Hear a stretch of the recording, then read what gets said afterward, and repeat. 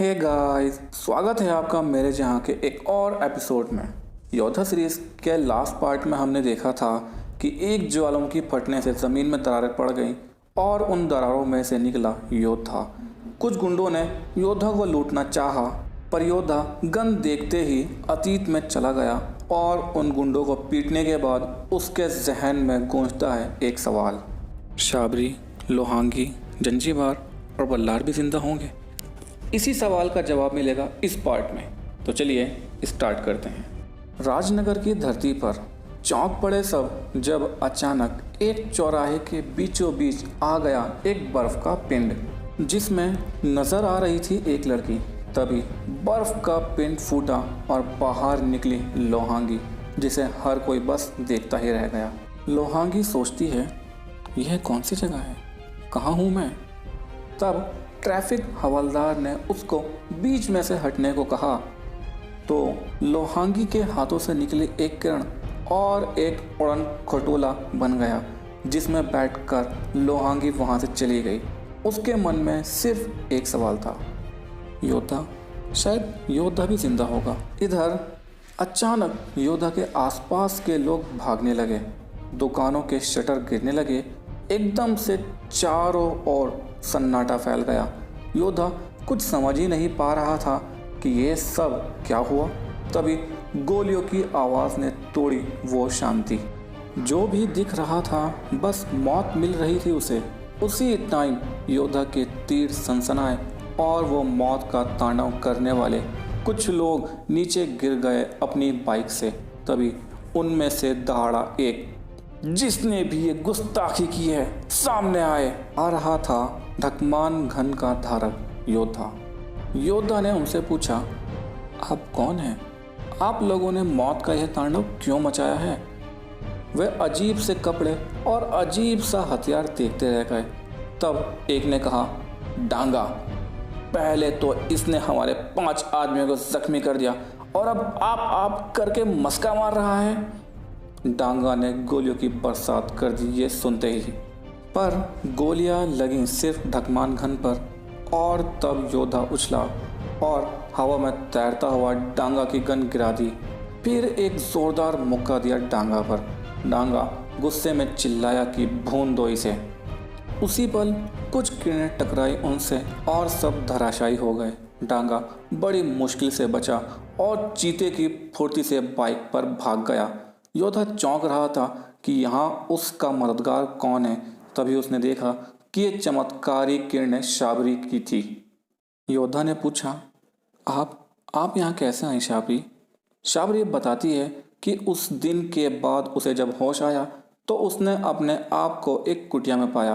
तब मैंने उन बुजुर्ग से पूछा कि मैं उन्हें कैसे और कहाँ मिली। उन्होंने बताया, मेरा नाम भभूत देव है। मेरे 2 पुत्र तपोबली व तपराज थे। एक दिन हमें तपोबली की लाश मिली।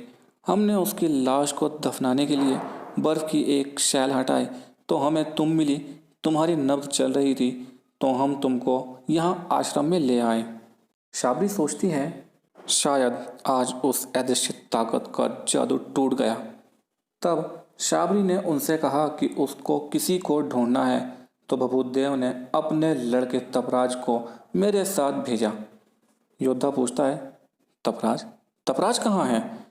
शाबरी ने देखा कि तपराज था ही नहीं वहाँ पर। उधर डांगा ने सारी कहानी अपने बॉस बलवा को सुनाई तो बलवा ने योद्धा को पकड़कर लाने का हुक्म दिया।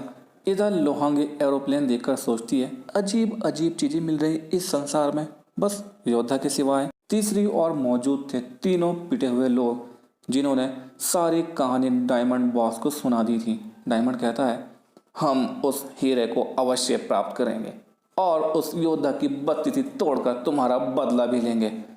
उधर तपराज अपने पिता के कहने पर शाबरी को चकमा देकर वापस आ चुका था, पर उसने इसकी वजह पूछी तो भभूत देव ने बताया, पुत्र, इस टाइम पुराने समय के कुछ वीर आ गए हैं जिनके बीच भयंकर जंग होगी। मैं अपनी योग शक्ति से फ्यूचर में होने वाली इस जंग को महसूस कर सकता हूँ। तपराज कहता है कि हम उस जंग को नहीं रोक सकते क्या? तब भभूदेव बताते हैं कि एक कोशिश की जा सकती है, तुम्हें 5000 साल पास्ट में जाना होगा। यह सुनते ही तपराज चौंक पड़ा।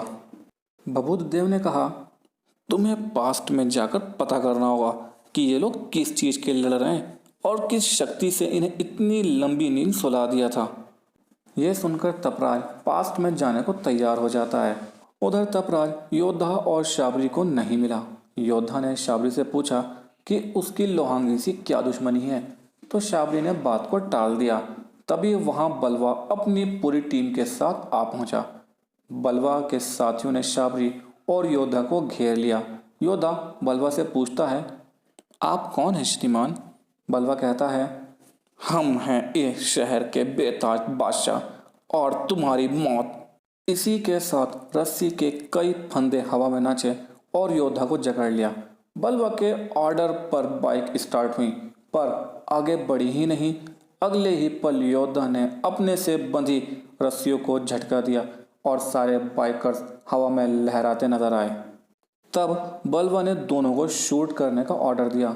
गोलियां चली लेकिन योद्धा को छू ना सकी और शाबरी ने खुद को सुरक्षा किरणों से महफूज कर लिया। बलवा और उसके साथी बुरी तरह चौंक गए। तभी योद्धा का शरीर हवा में लहराया और योद्धा ने सबको मौत के घाट उतारना शुरू कर दिया। शाबरी भी अपनी जादुई किरणों से गजब ढा रही थी। बलवा ये देखकर डर गया और एक गटर में घुसकर अपनी जान बचाई। वहीं बलवा के साथियों ने भागने की कोशिश की तो योद्धा के तीरों ने उनको भी मौत दी। चारों तरफ सन्नाटा छा गया। तब शाबरी ने कहा कि हमें अपने टाइम में वापस जाना होगा दिव्य शक्ति लेने के लिए। योद्धा ने कहा कि आपके पास तो काफ़ी अमेजिंग पावर है, आप ही ले चले हमें पास्ट में। तो शाबरी कहती हैं, मैं तो नहीं ले जा सकती, लेकिन एक इंसान है जो ये काम कर सकता है, उसका नाम है भभूत देव। तब शाबरी योद्धा को अपने साथ ले उड़ी। पुलिस हेडक्वार्टर तक भी पहुंची। इस हंगामे की खबर कमिश्नर कहते हैं, आज तक हम बलवा की वजह से राजनगर में पुलिस चौकी तक ना बना सके और उन दोनों ने बलवा की वाट लगा दी। वे हमारी मदद कर सकते हैं, उन्हें फाइंड करो इंस्पेक्टर भारत। इधर बलवा अपनी हार से बौखला उठा था और बलवा फोर्स को ऑर्डर दिया कि राजनगर के चप्पे चप्पे पर बम फिट कर दे, कोई घर कोई इमारत ना बचे। इधर डायमंड व उसकी गैंग एक अजीब सी उड़ने वाली कार में बैठे योद्धा को ढूंढ रहे थे कि तभी उनकी नज़र योद्धा और शाबरी पर पड़ती है।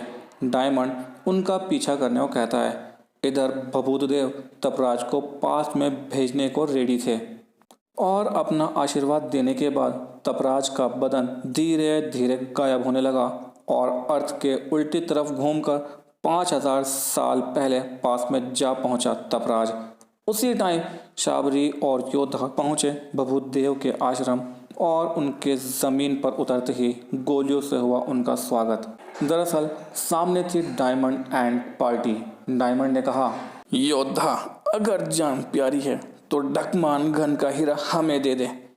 योद्धा ने कहा, अगर मैं आप लोगों को ढकमान घन का हीरा ना दूं तो? यह सुनकर डायमंड ने अपने आदमियों से गोलियां बरसाने को कहा। गोलियां चली और शाबरी की किरणें भी, मगर गोलियां ढकमान घर से टकराकर कुछ न कर सकी, जबकि किरण जिस पर भी गिरी धराशायी करती चली गई। बोना बोनू वहां से भागा और उड़न कार से निकल गया। इधर योद्धा और शाबरी ने लाशों के ढेर लगा दिए थे। फिर शाबरी की किरण टकराई डायमंड से। डायमंड का शरीर जलने लगा, लेकिन डायमंड कोई इंसान नहीं बल्कि एक रोबोट निकला। योद्धा और शाबरी ऐसी चीज पहली बार देख रहे थे।